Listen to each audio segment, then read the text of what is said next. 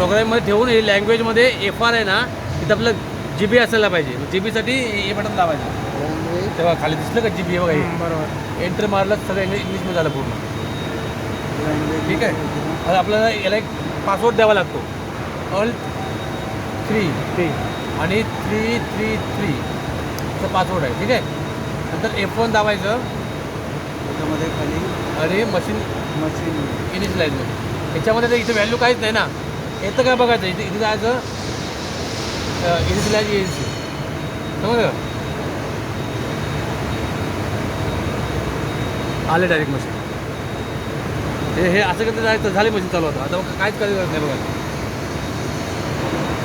आता तिथं डायरेक्ट हे येणार वेलकम नाही बघा. समजलं ना. तेवढंच करायचं डायरेक्ट मशीन हे पण करत राहायचं. जोपर्यंत येत नाही ना तोपर्यंत इथं घेऊन F5 इनिशियलाइज. हां एवढं आहे. आले सगळ्या व्हॅल्यू बघा आहे ना. परत आला.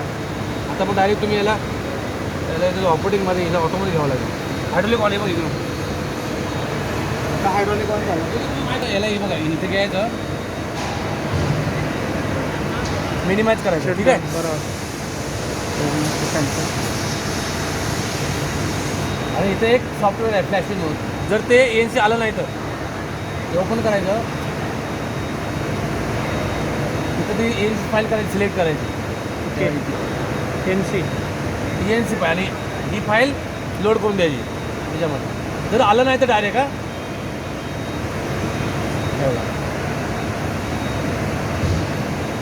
लोड करायचं नाही. इथं अपलोड बोलायचं.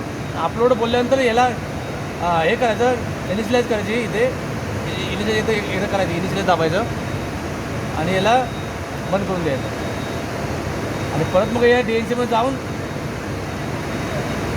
ते बघा परत DNC मध्ये जाऊन इथे परत इनिशियलाइजमध्ये जाऊन F5 आणि हे इनिशियलाइज करायचं. हां जर डायरेक्ट झालं नाही तर एवढंच आहे. दुसरं काही नाही. जोपर्यंत कार्ड येत नाही तोपर्यंत ते आता पहिलं सगळं लिहून घेऊ दे.